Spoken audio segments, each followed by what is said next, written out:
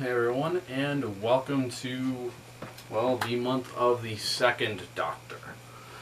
Basically, the tradition, ideally going forward, should be that, for every November, I'm going to try and cover the next Doctor. So 1, 2, 3, 4, 5, 6, 7, 8, War, 9, 10, 11, 12, 13, and, if we go beyond that. Whew, so got a lot of years of stuff to do, so I'm gonna be around for a while. But obviously I finished up with the story of the second Doctor, played by Mr. Patrick Troughton, and like I did with Hartnell, I'm going to talk about the adventures of the Doctor, the character, as well as the actor's history, some personal stuff, and all that, as well as a cosplay video.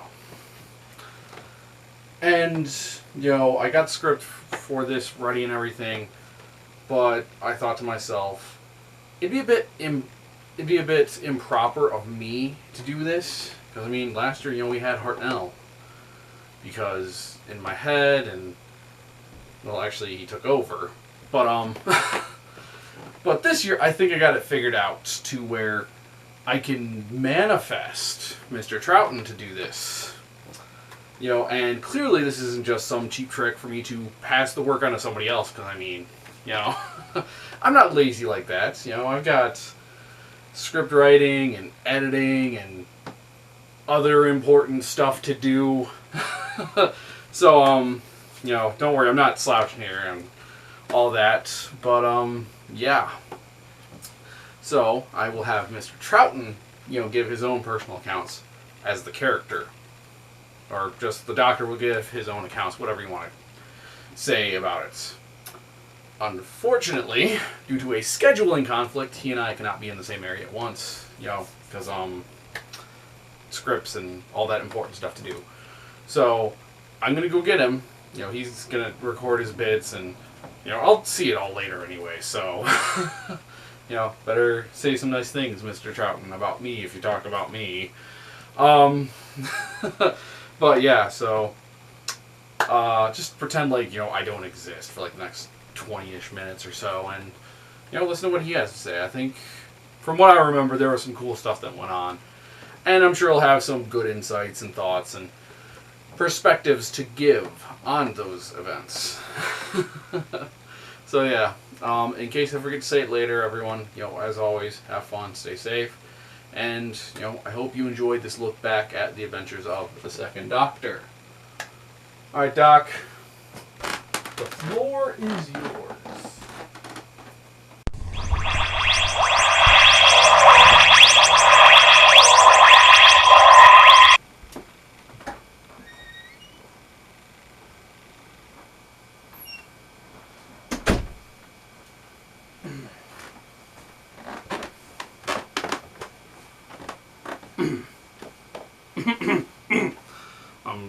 Hello everyone, and welcome to the adventures of the second Doctor. As Mr. Valiant previously explained, I'm here simply to give more of the personal perspective on some of the adventures. So I've taken the time to record my notes, and, well, let's begin, shall we? I've broken these up, according to arcs. So, the first arc I want to talk about, naturally, is the one where I regenerated. I remember it well. We ended up on the planet Vulcan. I had just regenerated. Ben and Polly were a bit perplexed by the situation. And honestly, I was myself, because I hadn't really considered the possibility of regeneration. I knew of the natural cycle, of course, but to experience it is something new entirely. Honestly, for some time I was in a bit of denial of who I really was. Was I really the same person? Because I had changed so much. But the time for addressing such questions had to be put aside, because we had ended up on the planet Vulcan near an Earth colony that had apparently discovered some long deactivated Daleks. And, well, as you know, our history with Daleks, it's quite concerning. They apparently had ideas to use the Daleks for, essentially slave labor, maintenance, etc. And, well, I couldn't abide that idea because I know the Daleks. They would simply take over and it just would not go well.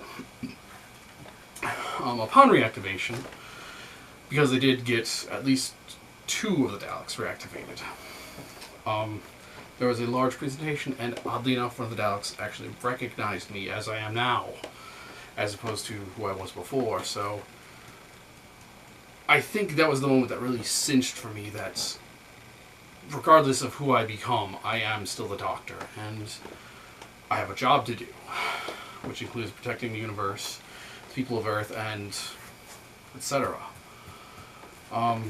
We were able to stop the Daleks. Unfortunately, there was some good cost to that.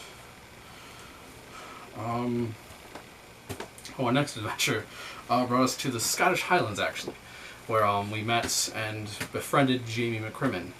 Honestly, probably one of my favorite companions, in that we traveled together for so long that we became good friends, really, and he always had a good attitude, and he always respected my thoughts, and he was like a son to me, and I really appreciated who he was. Let's see, looking ahead, yes, the moon base. I remember the situation for going to Earth's moon base in the far future. I believe it was either Ben or Jamie had, requested, okay, why don't we go to Mars then? Well, I did my best, and unfortunately, we ended up on the moon base. On the moon of Earth, which is millions of miles away, actually. So my calculations were slightly off. But it was actually quite fortuitous that we had ended up there, because at the time we were on the moon, there was a station meant to control the weather of Earth. And unfortunately, the crew was coming down with some strange sickness that was making them, collapse and fall ill, and, well, it wasn't a good situation. Made all the worse when we found out that the Cybermen were behind everything. We were able to push them back and protect the moon base and the planet, but yes, knowing that our first skirmish with the Cybermen was not the last was concerning. And so we pressed onward.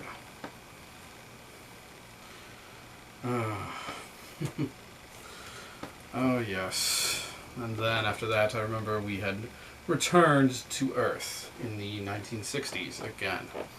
At an airport where we were almost killed by an incoming plane. It was, well, besides the life-threatening situation, it was almost humorous. But there was something far more sinister going on at the airport than we had previously imagined.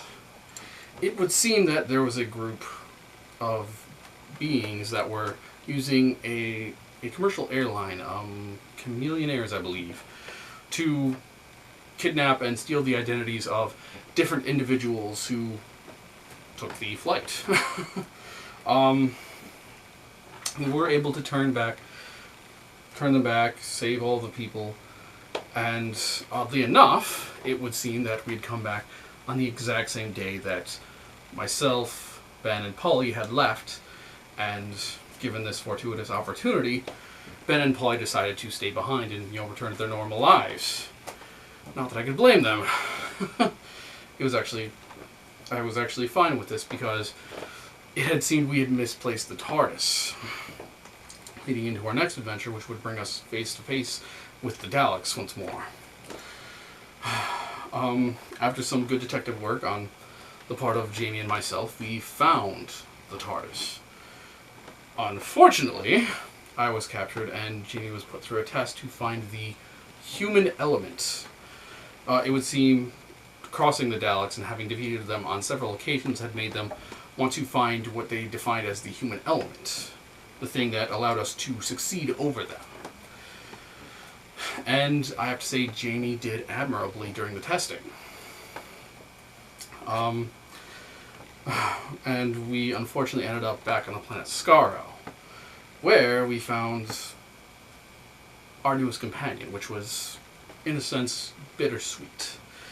In that it was good having a new companion who was so passionate. Unfortunately, she didn't really have much choice. You see, young Victoria had been kidnapped by the Daleks, and her father was forced to work for them in the experiments. And, well, her father died. We were stuck on the planet Skaro, so it was either come with us or stay on the planet Skaro. Though, on the bright side, we did defeat the Dalek Emperor, so that's something, I suppose. Let's see. Right, the next adventure. Victoria's first adventure was quite interesting in that it threw all of us into the deep end. We'd ended up on another strange planet where we had found what I would dub the Tomb of the Cybermen.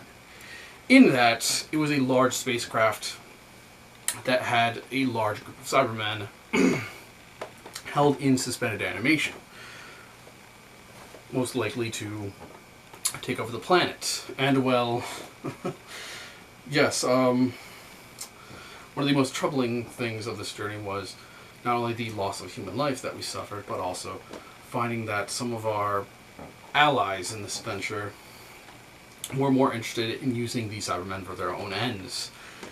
And having faced them on several occasions, I know they are not going to work with us, and yes, it simply would have ended terribly. We were able to seal the tomb once more and hopefully ensure that no one enters it again, but only time will tell, I suppose. Oh, yes. Our next adventure had brought us to Tibet. Actually, in the mountains. This should have been, a very simple trip. We came across a monastery that I had visited some time ago as my former self. And I'd been given, a small trinket of gratitude for my help at that time. I was simply going to return the item, maybe have a pleasant meeting with the monks, and be on our way. But there was something else going on that mountain. You see, there were Yetis roaming about, and they were acting on behalf of a being known as the Great Intelligence. An ambiguous creature that was using them as foot soldiers in order to conquer the mountain and potentially the rest of the world. We were able to stop the Yetis, finding their power source and destroying it, but the Great Intelligence got away, and so we set off too. So unfortunately, now there's another danger in the universe that we have to contend with. Oh yes. And then another trip on another place, another time on Earth, brought us to the South Pole, where we came across another station, similar to the moon base in that it helped control the climate of the world through careful monitoring of the southern glaciers. Unfortunately, at this time, the crew working on the station had found, buried within the ice, a single warrior who, upon revival, told us that he was from the planet of Mars. He was sent as he was part of an exploration group, and when it was revealed to him that Mars was a dead planet at this point, he refused to believe the idea and posed great danger to all of us by wanting to take his ship out of the ice and return to Mars with his companions. This we could not allow because the rapid melting of ice could be a serious issue. And so we had to handle the situation. And we did. I just worry that there are more out there like them. And moving on. Right.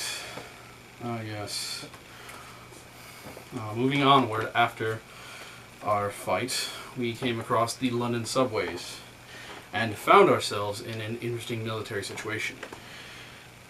In that it seemed there was some sort of strange webbing or fungus that was growing in the subway tunnels, and anything that came into contact with it was killed.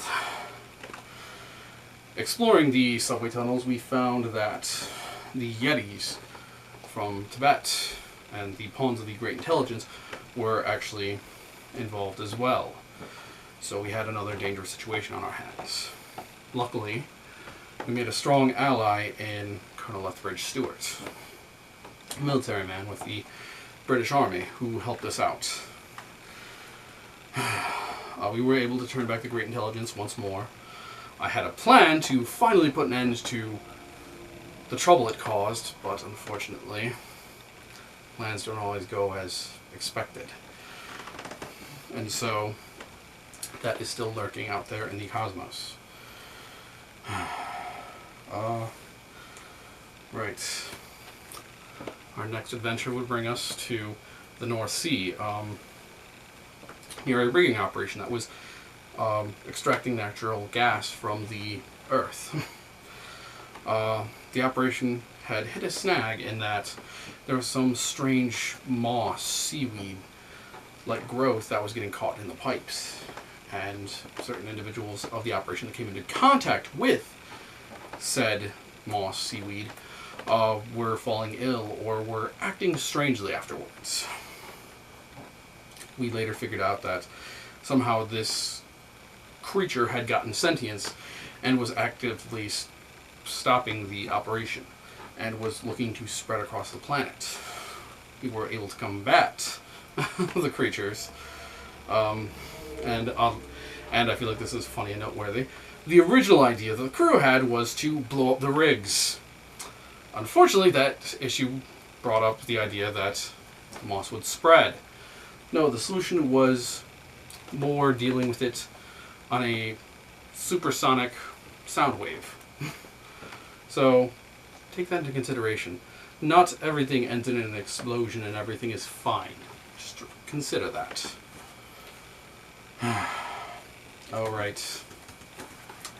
I almost forgot that it was at this time, after the situation was resolved, that Victoria decided to stay behind. Yeah, she was a young woman from the 1800s, but she had proven herself astute, and we'd made some allies at the rigging operation that said they would take care of her and could use her help in their studies and some research. And so Jamie and I set forth, leaving Victoria behind, hopefully in a better place. Our next stop would take us to the Wheel, in a station known as the Wheel, an Earth space station that was used to, well, that was in use. Unfortunately, our timing couldn't have been worse in that at around the time we arrived, the Cybermen had also come down to the station, obviously trying to use it to take over and then reach Earth for their own ends. We were able to turn them back thanks to some very good help from our friend Zoe, who later on would actually become a stowaway on the TARDIS. And even after I showed her some of the dangers that we'd face, the Daleks, the Cybermen, etc., she still opted to join us. And she would prove to be quite useful. And then we have, once again, returning to London, Earth, where we originally sat down because there was some issue with the instruments in the TARDIS, and I was looking to get some assistance. Unfortunately, we found ourselves caught up in a large conspiracy with a conglomerate known as International Electromatics. And we were recruited by UNIT, the United Nations International Task Force, to help investigate, by one Brigadier Lethbridge Stewart, our ally from the adventures in the London subways, who had been promoted to head of the organization. So I found that interesting. We were able to determined that the head of the organization, Tobias Vaughn, was in communication with an alien invading force that was looking to come down to Earth and take over. And we were able to turn them back, luckily. And thanks to Zoe's help, we were able to stop a large invasion force due to her advanced training to work on the wheel.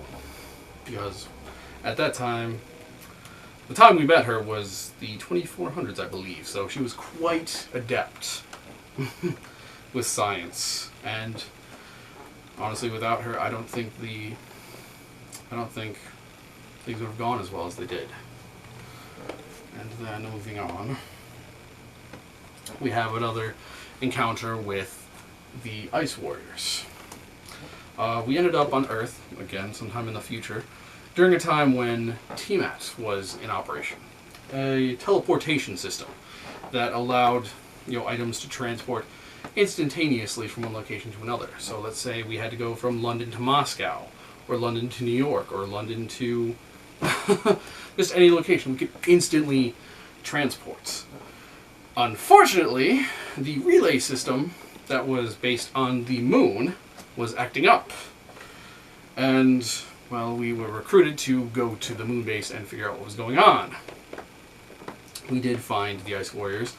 We did combat them, and we had to stop their plots to turn the planet into a Mars-like planet. Very cold, lacking oxygen, and yes, it was quite the adventure, but we were able to protect the people. And finally, my final adventure.